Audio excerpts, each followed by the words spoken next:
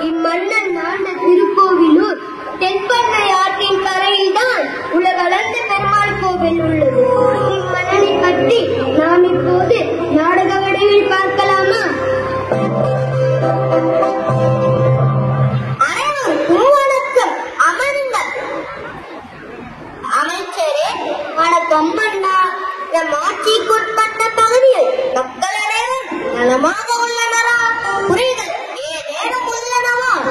மன்னா, இனிய சொல் பேசுபவரும் வீரத்தில் சிறந்தவரும் கொடை தன்மையில் உயர்ந்தவருமான தாங்கள் இருக்கும் எண்ணத்தில் குறைகளா?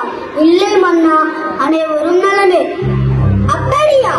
மிக்க மகிழ்ச்சி. இருப்பினும் அமைச்சரே, நம் போர் படைகளை எப்பொழுதும் தயாராக வைத்திருக்க வேண்டும். யானை, குதிரை மற்றும் போர் வீரர்களுக்கு தேவையானவற்றை கவனமாக பார்த்துக் கொள்ள வேண்டும். இது குறித்து நம் படை தளபதியிடம் கலந்து ஆலோசியுங்கள். யாரேனும் உதவி வேண்டி வந்தால் நாம் உதவ வேண்டும். தங்கள் உத்தரவுகளே நடக்கிறோம் அண்ணா.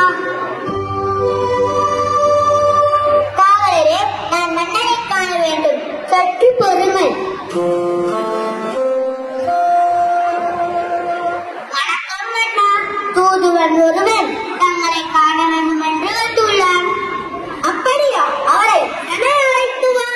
ஆகட்டும் அண்ணா. உள்ளே செல். மன்னருக்கு என் பணிவான வணக்கம். சோழ அரசர் பெருநெற்கிள்ளி தங்கள் உதவி வேண்டி என்னை இங்கு அனுப்பி வைத்தார். போரை கற்றுக் கொள்ளுங்கள் மன்னா. சரி, விரைவாக போடு. என் நண்பன் பெருநெற்கிள்ளியின் உரை கைப்பற்ற சேர அரசன் யாழை கண்டே தன் படையுடன் கிளம்பிவிட்டானோ? மன்னா, சோழ அரசர் பெருநெற்கிள்ளி நம்மை நண்பனாயிற்று. ஆபத்து காலத்தில் உதவுபவனே உண்மையான நண்பன். எனவே நாம் சோழ அரசருக்கு உதவ வேண்டும். அடுத்தவர் நாட்டை அபகரிக்க வேண்டும் என்ற எண்ணம் கொண்ட யானை கண் செய்படியை நாம் முறியடிக்க வேண்டும் மன்னா. அமைச்சரே, நம் தளபதியை அழைத்து நம் படையை தயாராக வைத்துக் கொள்ளுங்கள். ஆகட்டும் மன்னா, நான் விடைபெறுகிறேன். வணங்குகிறேன் மன்னா. படைகள் தயாராக உள்ளன. உத்தரவார்கள் புறப்படுகிறோம். ஆகட்டும்.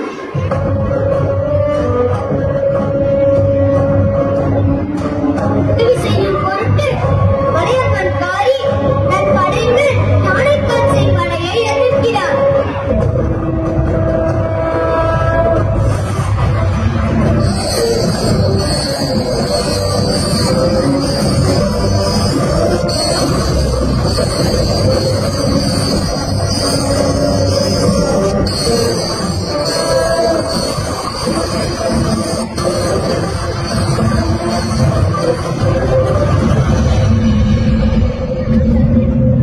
போரின் இறுதியில் பெருநெற்கிள்ளி காரியின் உதவியால் வெற்றி பெற்றார்.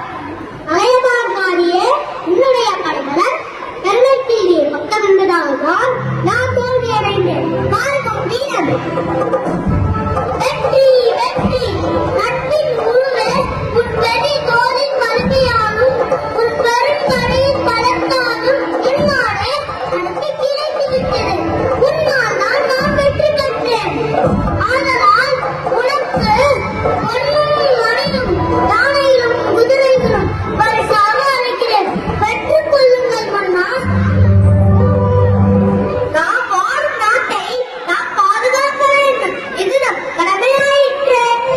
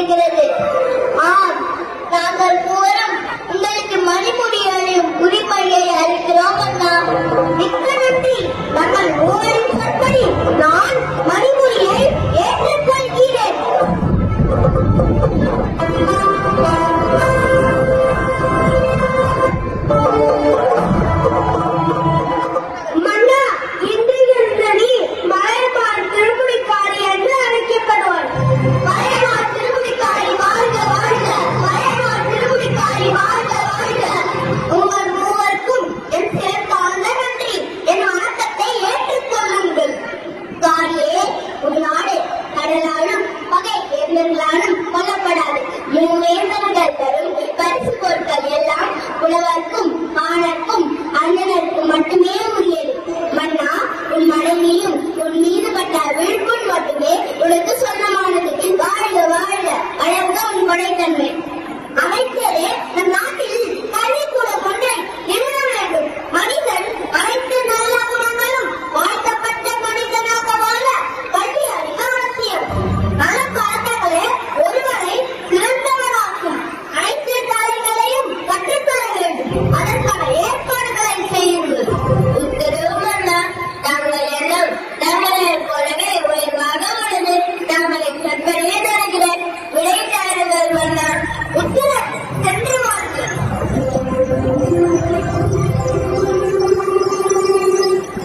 பகுதியில் அனைத்து கலைகளையும் கற்றுத்தரும் கல்விக்கூடம் நிறுவப்பட்டது. அங்கு அரசரும் அமைச்சர்களும் சென்று பார்வையிட்டனர். ஆம், இனிய சொல்லோடும் இன்முகத்தோடும் சிறந்த வீரத்தோடும் கள்ளத்தன்மையோடும் ஊர்களுக்கு கல்வி அறிவு அளிக்க வேண்டும் என்ற சிறந்த எண்ணமுடையவருமான மலையம்மாள் இருமுடிக்காரியை பற்றி கபிலர், ரத்தசேரர், அரசர், உருவாயி தீர்த்தனார், கண்ணாட்டனார், பெருஞ்சித்திரனார், பெருஞ்சாத்தனார் முதலான புலவர்கள் பாடியதாக ரத்தினர், கொள்கவை, அகதானூறு, புறநானூறு நூல்களில் குறிப்புகள் காணப்படுகின்றது. கபிலர், குன்னூர், விம்மும், திருக்கோவிலூர் ஆற்றின் நடுவில் உள்ளது. இவை அனைத்திற்கும் அடிப்படை கல்வியே. எனவே கல்வியை குற்றமர கற்போம். வாழ்வில் வளம் பெறுவோம். வாழ்க வாழ்க. ஜெய்ஹிந்த்.